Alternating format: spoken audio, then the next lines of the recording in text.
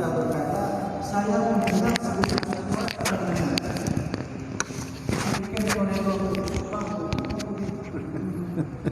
benar. Nyapuan. Yang benar lah. No leh pak.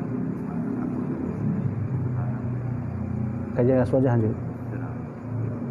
Ya, jadi ini bacut jamaah dirahmati oleh Allah. Memang beritanya kita ini kan selalu live di kajian Aswaja Aceh. InsyaAllah halaman kajian Aswaja itu bisa dikatakan halaman yang paling banyak orang nonton. Jadi kajian kita ini sudah sampai ke Malaysia.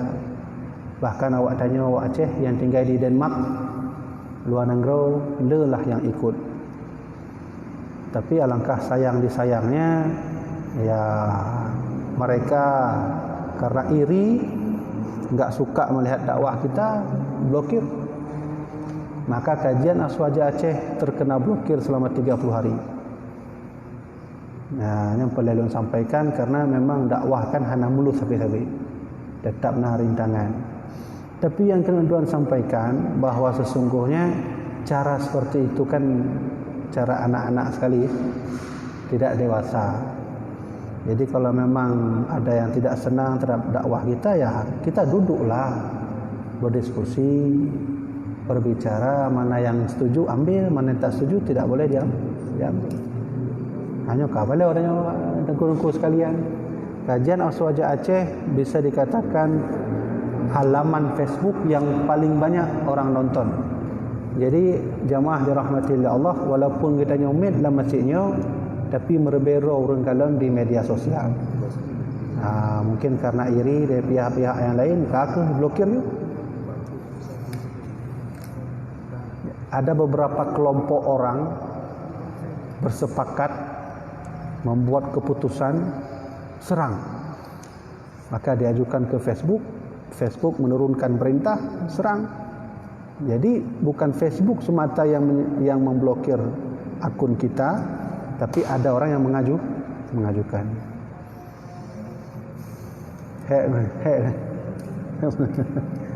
Dakwah itu capek, sulit. Tapi lun teringat memang menjadi orang yang diridai oleh Allah itu harus sulit. Ya kan? Ya, apa kata Nabi itu, ad-dunya sijnul mu'minin. Dunia itu adalah penjara orang-orang yang beriman. Nah, maka luntuan nak sampaikan jemaah dirahmati oleh Allah, insya-Allah luntuan sabi-sabi dalam kajian tetap dalam bak halaman Facebook kajian Aswaja Aceh. Tapi karena hari ini malam ini diblokir, kakak dah. Mudah-mudahan yang mengajukan blokir tu diberi hidayah oleh Allah Subhanahu Wa Taala. Ya, lanjutlah ya apa? Jadi jamaah dirahmati oleh Allah Subhanahu Wa Taala, kita ulangi lagi sedikit. Allah itu mendengar sesuatu yang tak terdengar. Kalau kita mendengar sesuatu yang sudah terdengar. Benar kan?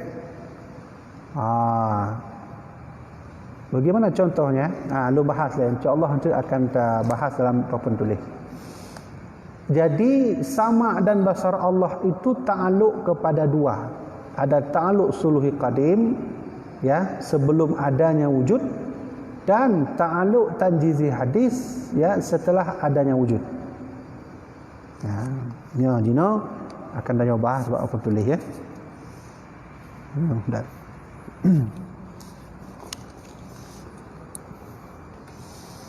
Pajang kena serang benar. Acara Santri Hotel. Kak kena serang dong.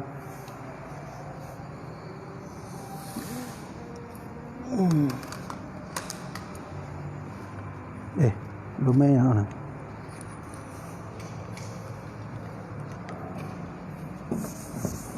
Ya, sudah. Jadi sama dan basar Allah. Allah itu punya sifat sama. Allah juga punya sifat basar. Sama itu artinya mendengar. mendengar. Basar itu artinya melihat. Sudah? Sekarang mari kita berikan contoh pada sama dulu. Bagaimana contoh sama? Ahmad bersuara. Bersuara. Pertama, Allah itu bisa mendengar suara si Ahmad. Jadi suara itu bisa didengar oleh Allah Subhanahu wa taala. Suara. Kemudian zatnya suara itu bisa didengar oleh Allah Subhanahu wa taala. Zat suara. Kemudian sebelum adanya suara, sebelum suara juga bisa didengar oleh Allah Subhanahu wa taala. Ya. Menyodanya dengku, kalau kita pendengaran kita ini kekuatannya hanya sebatas ketika orang mengeluarkan suara kita dengar, sudah habis. Selesai.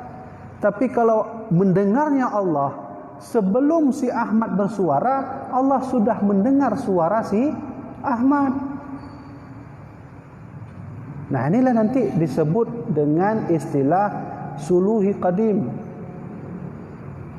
Ya, suluhi qadim. Nah, ini skemanya begini. Suara. Sebelum suara tiada suara. Sesudah suara maka ada suara. Setelah ada suara, suara hilang menjadi tiada bersuara. Kamu nak? Nah, suara itu ada dari mana kita tahu? Karena ada suara muncul. Kita tahu. Jadi Allah bisa mendengar suara itu ketika belum bersuara pun Allah bisa mendengarnya. Begitulah Allah Subhanahu wa taala. Gitanya hana menan dan ku tapreh le. Kana suara kana. Benar hana. Jadi wate hana suara takkan ju hana, wate na suara takkan na. Ba Allah hana menan. Wate hana tu suara bersuara bagi Allah. Allah bisa mendengar suara yang belum ada. Dan juga bisa mendengar suara yang telah ada. Ini sudah ada. Dan juga bisa mendengar suara yang hilang. Yang tadinya ada menghilang, Allah bisa mendengarnya. Nah, inilah nanti disebut dalam tauhid, ini disebut dengan istilah suluhi qadim nanti. Ya, tidak ada suara pun Allah bisa mendengar. Itu namanya nanti suluhi qadim. Nah, ini suluhi qadim. Nah, ini dari ini sampai ke sini itu disebut dengan tanjizi hadis, istilah tauhidnya. Tapi kalau kita enggak mau hafal istilah tauhid, tacok surah mentang. Nah, nya kan bayah tabuh meno agar kita tahu bagaimanalah sesungguhnya istilah tauhid itu. Contoh lain. Bagaimana contoh lain engku? Ya, sudah kan? Itu sama seperti kudrah Allah kan? Allah punya sifat kudrah. Kudrah itu artinya adalah kuasa. Sudah lihat. Contoh Adam. Nabi Adam sekarang misal contoh Nabi Adam ada. Dulu sebelum Nabi Adam ada, ya posisinya tidak ada. Aduh, payah tak pakai bahasa Indonesia. Ya. Bahasa Melayu bentar. Tidak ada. Dulu tidak ada menjadi ada. Setelah itu Adam meninggal, mati, wafat, berarti tidak ada. Ya kan? Ya, tidak ada. Jadi kudrah Allah ketika tidak ada Adam saja, kudrah Allah itu ada. Ya. Adam saja yang belum ada, kudrah Allah tentang Adam sudah ada. Lalu ketika Adam hidup, Allah ingin mematikan Adam, tidak ada lagi, juga ada kudrah Allah. Sama lagi suara benar. Suaranya ada, Tengku. Dengar enggak? Oh, dengar. Itu kemampuan telinga kita. Kita itu ya ada wujud nampak, tak ada wujud tak nampak. Kemana kemampuannya? Ya Allah, tak ada wujud pun nampak, ada wujud pun nampak. Ya, sekarang kita pakai sama dan basar Allah Subhanahu wa taala. Ya, sama dan basar Allah Subhanahu wa taala. Misalnya bersuara, suara apa betul contoh? Suara besar, besi. Ya. Suara besi misalnya. Besi kalau kita pukul-pukul itu mengandung suara. Nah, ketika dipukul besi maka mengeluarkan suara. Allah mendengar suara itu. Sebelum dipukulnya besi tidak mengeluarkan suara, tapi Allah bisa mendengar suara yang belum tampak suara. Yang mana maksudnya? Ketika sudah dipukul besinya mengeluarkan suara lalu hilang suaranya, ketika hilang pun Allah bisa mendengar suaranya. Nah, berarti ketika suara itu menjadi ada, dia menjadi ada, di sini asalnya tiada. Asalnya tiada. Lalu di sini juga tiada.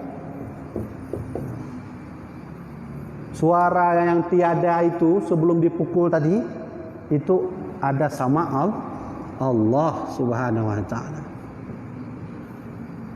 Ketika ada suara waktu dipukul juga Allah sama mendengar. Ketika suara sudah dipukul menjadi ada lalu tiada, leh tapeh besarnya itu betu lehnya kan gadah tu je. Kan mungkin tapi itu untuk kiamat Tuhan tunggu. Wadah tapeh besarnya hilang suaranya. Ketika hilang pun ada sama Allah Subhanahu wa taala.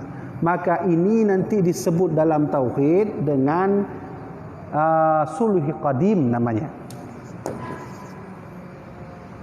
Kalau ini nanti disebut dengan tanjizi hadis. Ya, sudah. Ini sama. Ini namanya sama. Bagaimana dengan basar Allah? Ketika dipukul besi keluar suara. Allah bisa mendengar suara itu, Allah bisa melihat suara itu. Ketika sebelum dipukul besi, suara belum ada. Allah bisa mendengar suara itu walaupun belum keluar suara, dan Allah bisa melihat suara itu walau belum tampak suara. Ya, mana? Coba lihat, berarti kuasanya Allah itu yang tidak ada pun nampak. Kamu nak kan? Tapi lah nafum maksudnya lah nafum jamaah yang lu sampaikannya. Nah, nafum berarti alhamdulillah. Menyuhana tak ulang dah mah. Sengaja malamnya agak bacut tak ber. Karena nyo pri sengaja hana berat. Kibat tanya kadang berat macam lah. Kibat ayah nafum ayah. Yang babnya wilayah itu pertanyaan. Dia tanya untuk.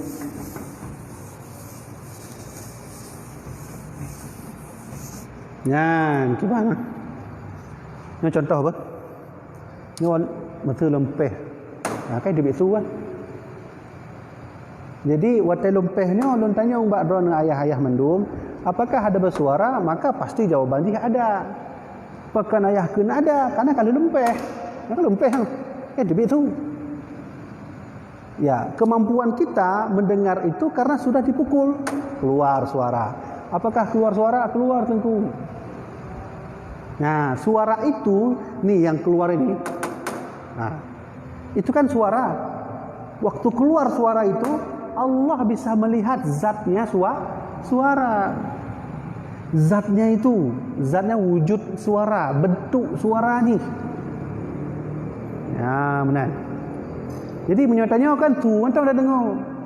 Mu nyoti leke bagok bang, tolonglah bang, bentuk suara itu gimana? Hana mampu dah aku. Tidak ada satupun manusia di dunia ini yang tahu bagaimana bentuk suara yang sesungguhnya. Tapi suara hanya bisa didengar. Maka manusia juga punya sama dan basar. Sama manusia hanya bisa mendengar suara, tidak bisa melihat.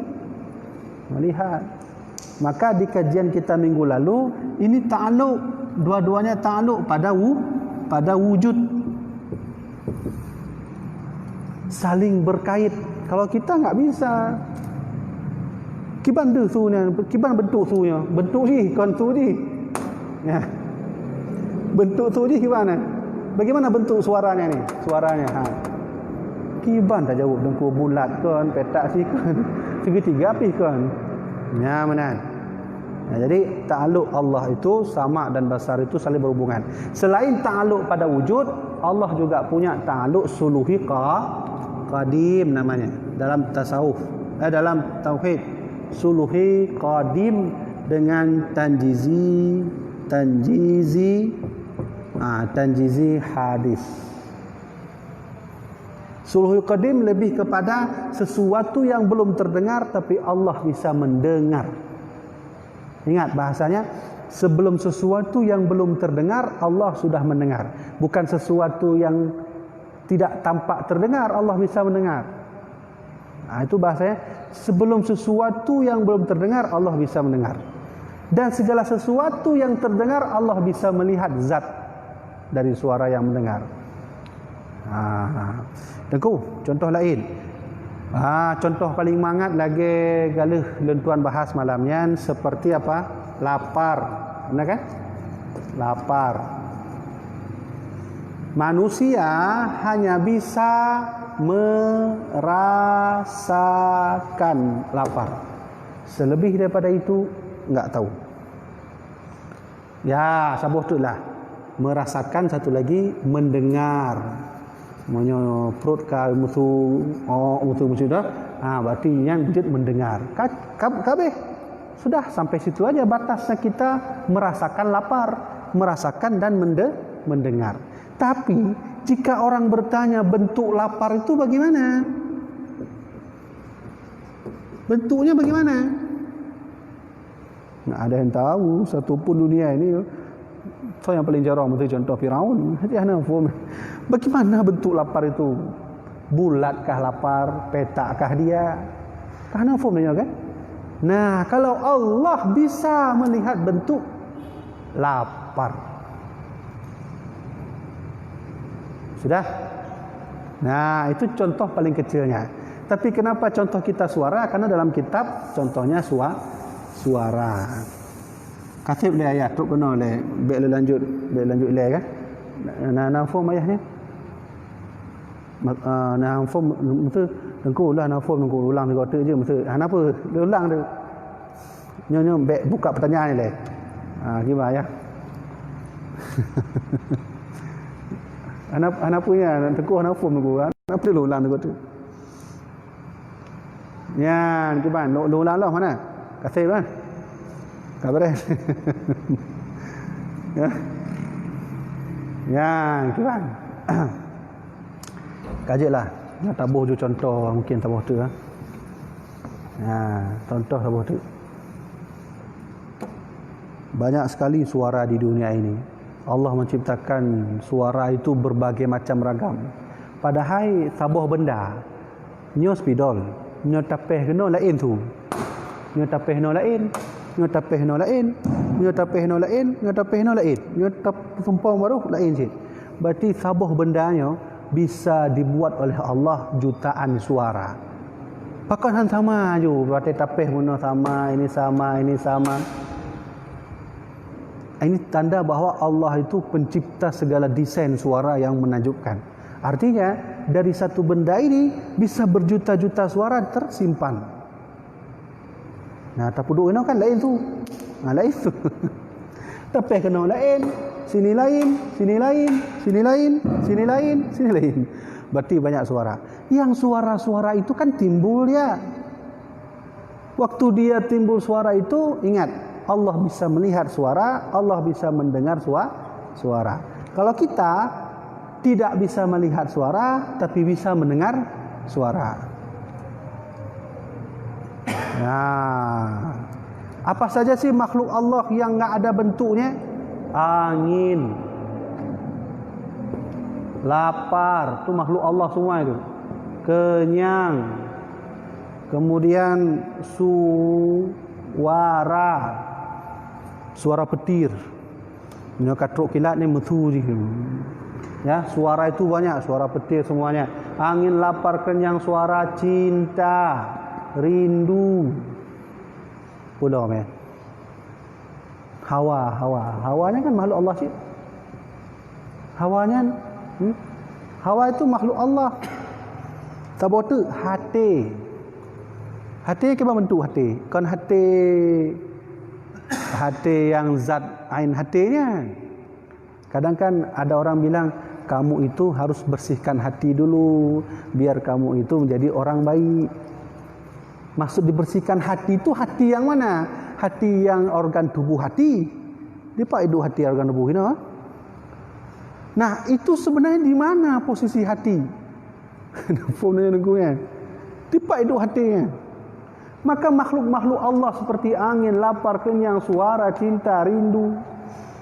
Kemudian pula hati, dia sama-sama katanya tak pegelih hati.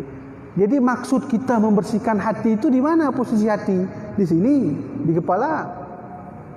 Nah, semuanya ini itu mengeluarkan yang nanti disebut dengan suara. Dan juga semua suara ini bisa didengar oleh Allah Subhanahu wa taala dalam samanya dan dalam basarnya. Kalau kita manusia, ini yang enggak ada. Ini yang ada. Angin bisa kita dengar? Bisa. Lapar bisa? Bisa. Kenyang bisa. Suara bisa. Cinta, nyihan cinta kiban suara nyihan. Ya. Kadang-kadang cinta juga enggak bisa kita dengar. Kiban tu cinta. Punanya. Munyo lapar mangak bacu di kan, tu dalam perut. Hantam dan dengar, punya hantam dengar, nanti nak baju buru orang untuk mutu gero jadi perut dah. Yang kini lapar, yang mana kan? Yang cakap dah. Ya? Cinta itu gimana suaranya? Ada yang tahu? Rindu, bagaimana suara? Hawanya apa? Hawa nafsu. Ayolah jangan berhawa nafsu kali makan nasi. Nah, hawa itu apa? Hawa itu ada makhluk dia di dalam tubuh ini. Nah, hawanya kiban suara kah? Nah, suara hawa. Jadi ternyata beri contohnya, ternyata sebenarnya ada juga yang enggak bisa kita dengar, yang enggak bisa kita lihat, tapi bisa dirasakan. Intinya adalah angin, lapar, kenyang, suara, cinta, rindu, semuanya itu bisa didengar Allah, bisa dilihat oleh Allah Subhanahu wa taala. Nah, apa hikmah kita mengaji begini? Berarti hikmahnya Allah itu tidak bisa diajak bercanda main-main. Allah bisa maha melihat segala sesuatu. Jangankan yang nampak, yang tak ternampak pun bisa nampak. Nah, ini hikmah ni. Maka ulama yang pegat lagi nasuluhi qadim natajid hadis, tujuan ulama membuat ini adalah untuk merasai dalam hati kita, itulah Tuhan kita yang maha kuasa, yang beda dengan makhluknya. Menanlah bahasa ulama. Kenapa ulama dibuat skema-skema tauhid? Tujuannya satu, mengajarkan pada kita itu Tuhan kita maha kuasa. Tidak ada yang bisa melawannya. Ya, benar. Kata lah itu benar. Ya, kah? Nah, 10 minit tu kata. Ba online apa tanya? Tapi boleh, tolong buka pertanyaan nah mafhum ya kan? Insya-Allah mafhum. Nah, jadi intinya baik panjang-panjang tak surah, jangan panjang sekali penjelasannya saya ingin sampaikan. Saya ingin satu saja yang ingin dipahami, bahwa sebenarnya Allah itu bisa mendengar segala suara, bisa melihat segala suara. Sama dan basar itu selalu berhubungan. Kalau kita tidak, kadang kita bisa mendengar saja, melihat tidak bisa. Nah, itu aja, dah kah titik pih untuk benar. Kah je. Nah, pertanyaan ya. Nah, boleh nah. Hah? Kah kata untuk nal warnanya tak kalon kan? Warna. Ini warna apa? Ini warna hitam. Ada makhluk Allah namanya benar-benar. Ada makhluk Allah namanya jihatun. Kon jihadun. Jihatun itu begini tulisannya. Jihatun. Nah. Kalau ini jihadun. Nah, ini namanya jihad. Jihad fisabilillah. Tapi ada makhluk Allah namanya jihatun. Jihatun ini begini. Atas, bawah, kanan, kiri, serong pun. Serong kanan. Serong kanan atas lah bukan. Serong kanan bawah, serong kiri bawah, serong kiri atas. Kalau ini namanya atas, ini namanya bawah, ini namanya kanan, ini namanya kiri. Ini namanya serong dan seterusnya. Nah, ini namanya jihatun. Ketika kita menjelaskan, "Bang, Lambaru di mana, Bang?" Di sana. Itu namanya jihatun. Arah. Bahasa lain jihatun itu arah. Nah, jihatun ini adalah salah satu makhluk Allah. Coba kita tarik ke pemahaman manusia. Di mana letak, bagaimana cara memahami jihatun? Sama, bisakah manusia mendengar arah? Saya bisa mendengar arah. Hanya mau lakai nunggu. Masa arah bisa didengar? Arah bisa didengar? Nggak ada.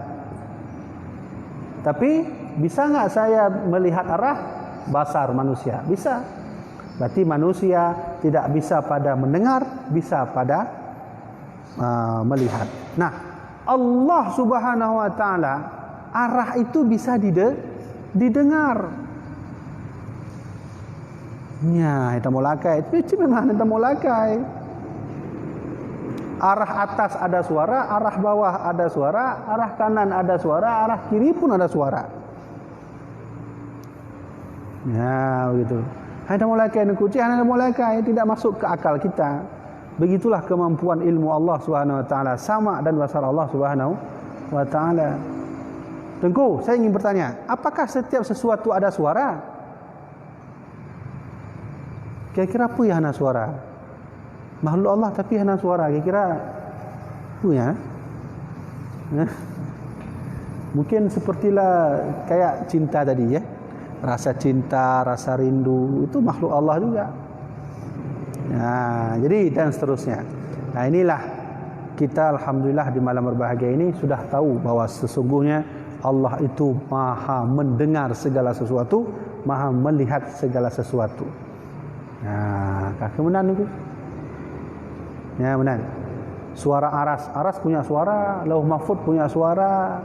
Kemudian pelam, kolam punya suara, surga punya suara, neraka punya suara, semua punya suara. Nah, benar kan? Tapi nak tanya lewat kita tanya betul perutnya, waktu bunyi perut. Misalnya enggak makan 3 hari kan bunyi dia. Itu yang bunyi itu cacing atau perut? Coba. Cacing ah. Kalau dia tanya oleh perut cacing. Ya kan? Hah? Cacing ya? Betul cacing ya? Kau dah sepakat le, dia mangat surah tu. Dia dah sepakat apa surah. Cacing yang bunyi ya. Waktu terdengar perut suara itu kan dari cacing. Tahu kan? Ya kan? Cacing. Ya, coba. Lalu kenapa manusia mendengar suara cacing mengeluarkan kata-kata saya lapar? Itu pertanyaan besar juga itu. Kenapa harus keluar suara Udah bunyi, kok bunyi perutnya lapar ya? Kenapa orang berkata bunyi suara cacing lapar? Ini juga berhubungan dengan kemampuan cara berfikir manusia yang sesungguhnya juga memiliki kelemahan. Seharusnya suara cacing dah bunyi itu. Kan begitu. Mangat benar. Lapar baik tak pedih lah itu. Jangan keluarkan lapar. Kita kembalikan ke zatnya si cacing. Saya ingin katakan antara suara cacing dengan orang berkata lapar itu sesungguhnya saja bahwa ini sudah bagi manusia itu memiliki kekurangan baik dalam segi penyampaian bahasa dan perasaannya. Apa hubungan dengan sama? Kalau Allah sama dan basar Allah itu betul-betul memiliki kekuasaan lebih tinggi daripada kita, tidak ada kekurangan. Nah, ini contoh kecilnya. Kaji apa? Memberi contoh untuk kanafum. Nah, jadi ayah yang tuan hormati, inilah yang dapat saya sampaikan. Nah, ada pertanyaan? Kofah nah. Jadi pembahasan Ta'aluk sama basar loh nafum karena itu lo baca alam kan? Di lekunya nah.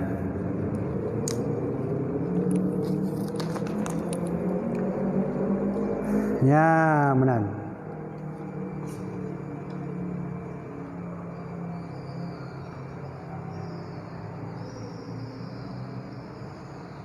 Kabeh berarti sama basar.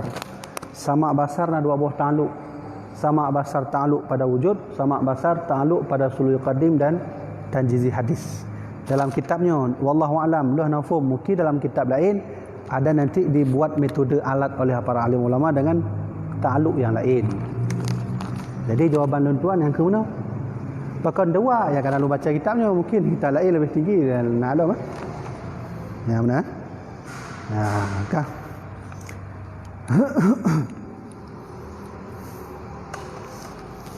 Boleh, enggak ada pertanyaan. Jadi luntuan sampaikan tiga tu ayah luntuan hormati bahwa kamunya memang sabi-sabi serang. Kajian Aswaja Aceh itu merupakan kajian halaman Aswaja dari Aceh yang ya bisa dikatakan sudah merubah mana-mana lah.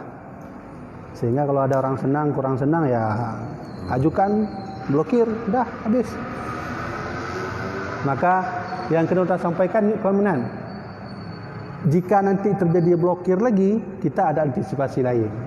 Nah, nanti bisa di kajian Aswaja 2 atau di 4 apa tu benar mutar? Watar kita. Kajian Aswaja 2. InsyaAllah kita akan buat kajian Aswaja 2. Dan insyaAllah juga tidak bersih juga dari blokir. Pasti diblokir juga. Maka saya sampaikan khusus kepada orang-orang yang memblokir kajian Aswaja. Ya kalau bisa, ya kalau tak senang sama kita, ya kita musyawarah lah, diskusi. Kan begitu cara Islam yang baik. Bukan mengintimidasi, kan kurang pas. Kaji apa? Kata orang lain. Maka jemaah dirahmati oleh Allah Subhanahu wa taala, demikianlah kajian yang dapat saya sampaikan. Mudah-mudahan kajian ini bermanfaat bagi saya sendiri, bermanfaat bagi jemaah dirahmati oleh Allah. Mudah-mudahan kita semua dalam majlis masjid ini dan majlis yang ada di online semua dirahmati oleh Allah, semua diberi oleh Rasulullah syafaat di yaumul akhir. Mudah-mudahan kita semua dalam keselamatan dunia dan akhirat. Wallahu a'lam bissawab. Sallallahu ala sayyidina Muhammad sallallahu alaihi wasallam. Sallallahu ala sayyidina Muhammad Allahu alaihi sallallahu ala sayyidina Muhammad ya Rabbi salli alaihi wasallim. Taqabbalallahu minkum minna wa minkum taqabbalallah. Habis mati ya.